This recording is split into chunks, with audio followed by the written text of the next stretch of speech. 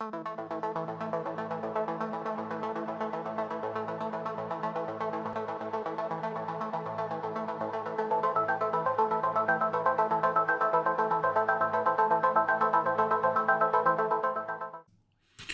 to my channel and thank you for watching.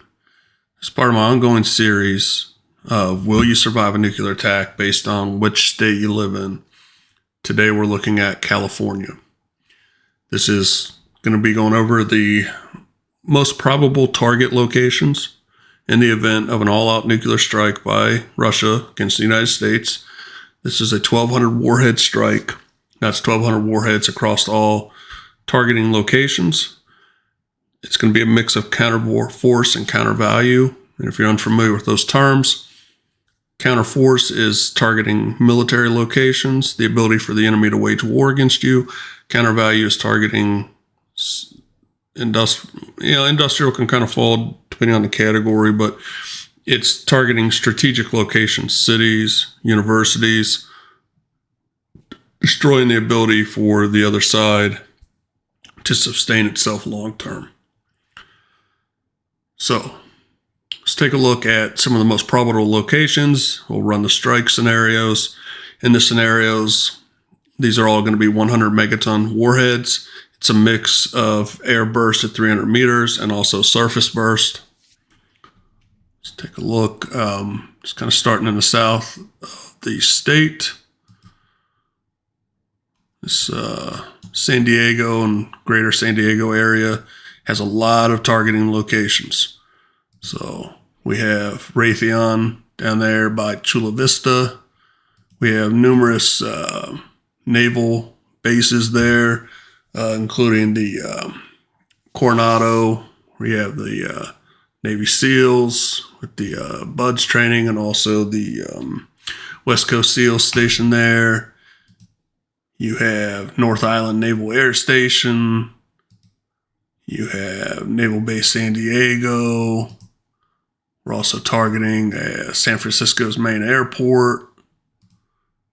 The 79th Infantry Battalion. Brigade Combat Team.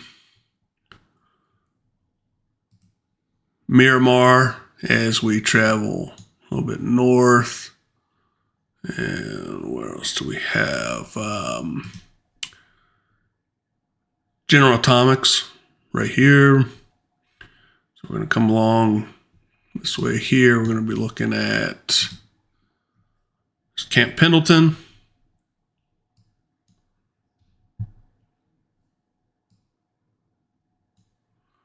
Let's see here. Several locations as we come around. But there. So we got Oceanside. Let's get into here. So we have another airport, an industrial location. Not too familiar with Parker Hannifin Control Systems, but let's just see what that is.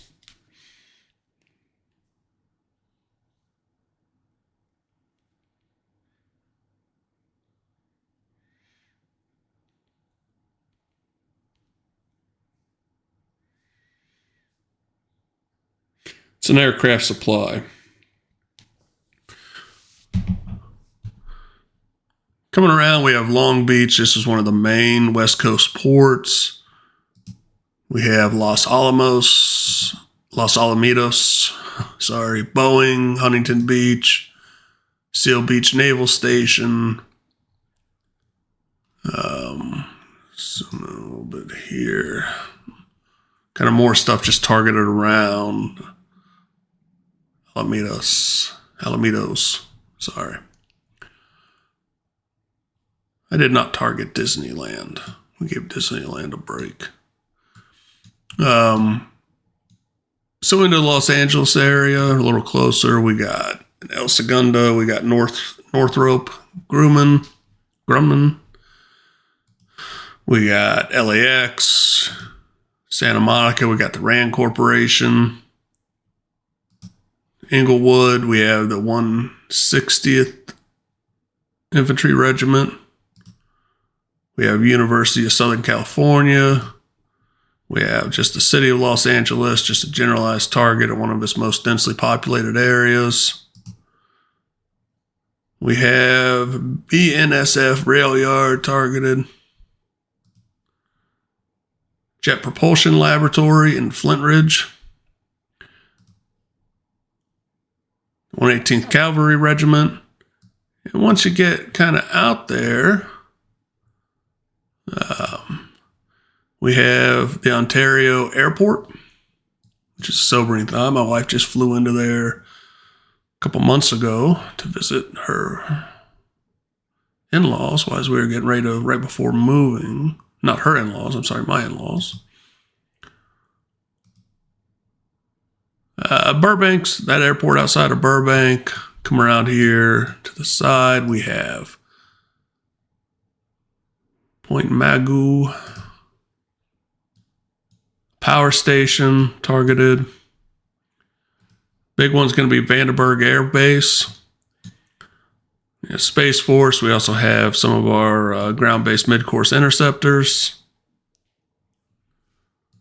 And we have some stuff over here by Lancaster and Palmdale, Lockheed Martin Skunk Works, Cal Portland Mojave Plant, Edwards Air Force Base.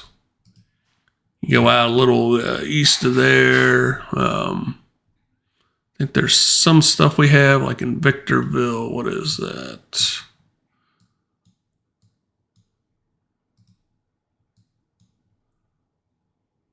Sorry, that's Yuma. So I didn't cover Arizona. Just kept to California.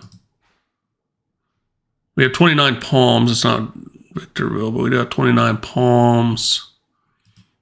San Bernardino. We have San Bernardino Airport. 185th Infantry Regiment. March Air Reserve Base.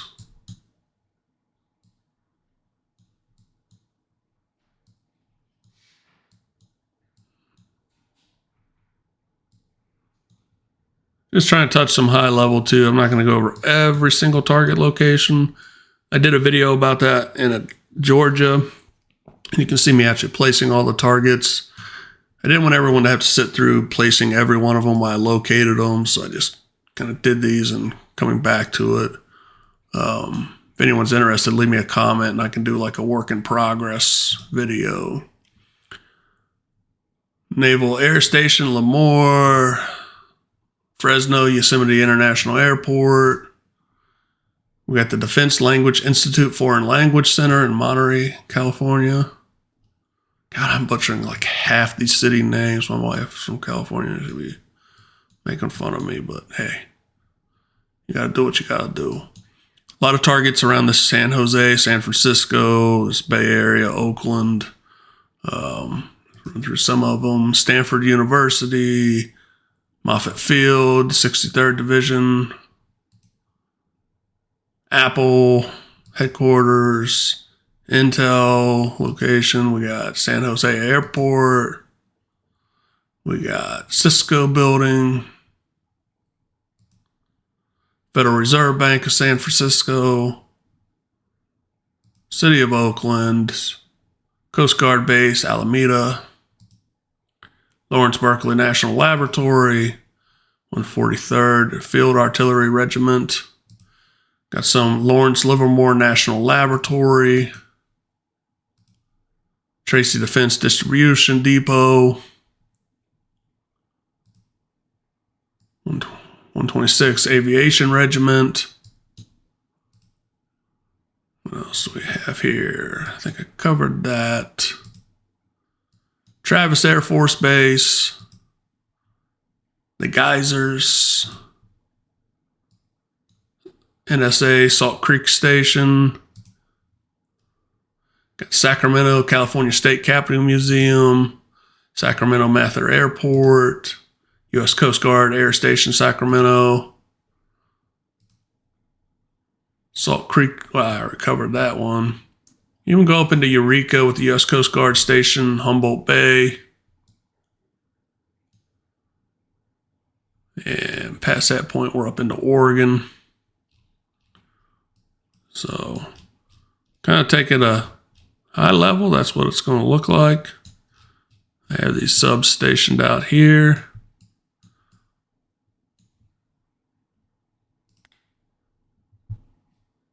So let's go ahead and run the scenario.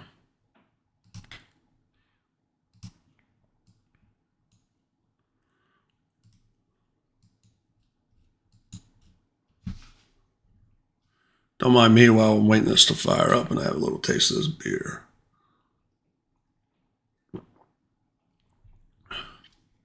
If you haven't watched my videos before, I do this strictly as a hobby. This is certainly not I am not a professional YouTuber by any means.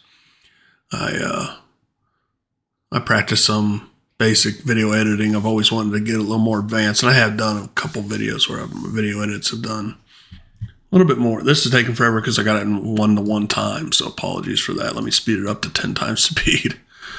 We'd be here for quite a while.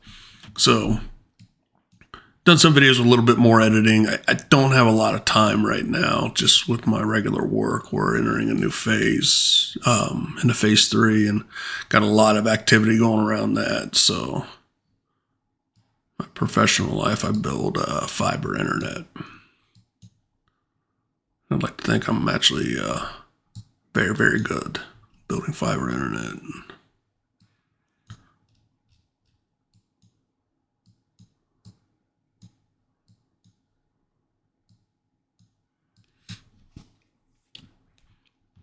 These are all sub-launch ballistic missiles. They're multi-warheaded, so they have multiple independent reentry vehicles. You'll see them. This kind of shows it. So you'll see this as the what would be considered the rockets or the missiles firing. The warheads will break off. You'll start to see the red triangles. Then they'll go into the multiple reentries. I didn't cover it here, but one of the locations targeted is Beals Air Force Base. If you've ever seen The Day After, it was one of the locations early on that was destroyed. If you haven't seen that, it's available on YouTube. It's a 1983 TV movie. Great movie when it comes to portraying a nuclear attack. We have obviously learned some stuff science-wise since then. But definitely a profound movie. Profoundly affected Ronald Reagan, too. A lot of people, for some reason, like to think, or they used to like to think, that Ronald Reagan thought that there was a concept of a winnable nuclear war, but Ronald Reagan was entirely opposed to any type of nuclear war whatsoever. He built up the U.S. arsenal because he felt like in order to get the Soviet Union to do nuclear arms reduction, it had to come from a position of strength.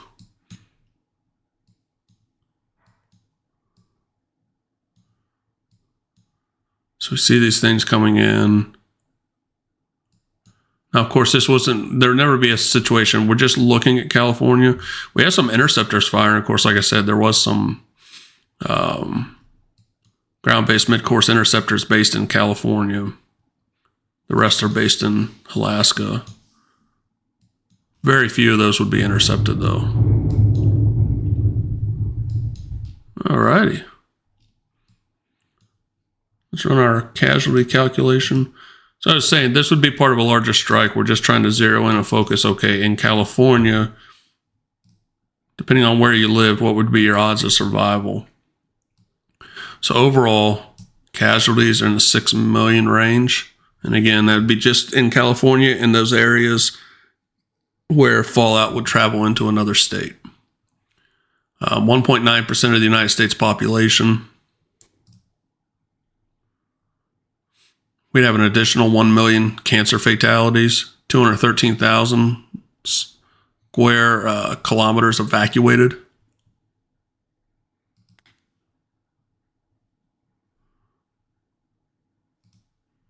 Short-term fallout dosages based on the wind patterns at this particular time. So we're not going to see too much into opposing states. So this would mostly be California casualties here. Because of the way the wind carried it somewhat up.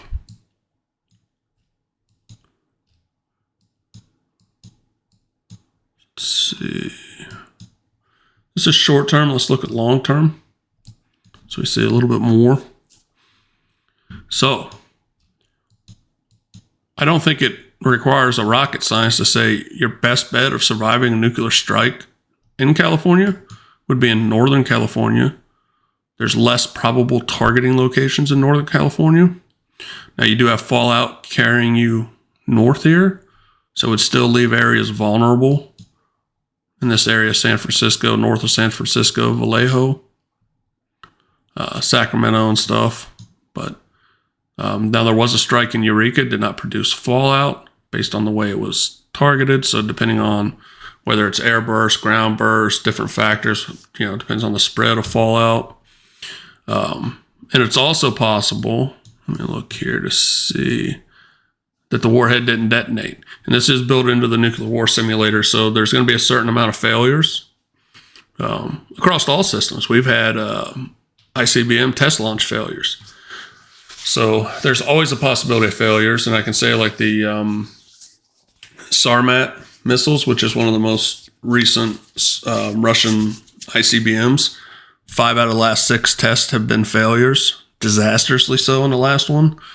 So it looks like it didn't strike there. Now, had it struck, yes, there would be some fallout here, but I think you'd be looking at an area right in here, minus some of that, would probably be your best bet for survival. There's also pockets, numerous other pockets, a very mountainous area, of course. So in this more heavily populated area, seems to be a corridor there in Oceanside. Little bit of a pocket here where you may be all right. The problem is when you're sandwiched in between these heavily fallout zones and strikes, people that survive these areas are going to enter into where they consider the more safe areas. They're going to be looking for food, supplies, medical stuff. So you're not only going to have to deal with the effects of the nuclear strike, but you have to deal with the human effects. People, if their families are hungry, starving, I mean, look how they act in Black Friday with a TV sale, fighting each other over a TV. Imagine when it's food or medical stuff. So it'd be pretty ugly in this area right here. And you'd probably see some level of stuff there. And of course, the further you get away, now people will migrate into more rural areas after a strike, typically, or even if they know a strike's coming, they're probably going to try to get out of the city. But, clearly we have some zones that probably would have a more likely success rate. So in here,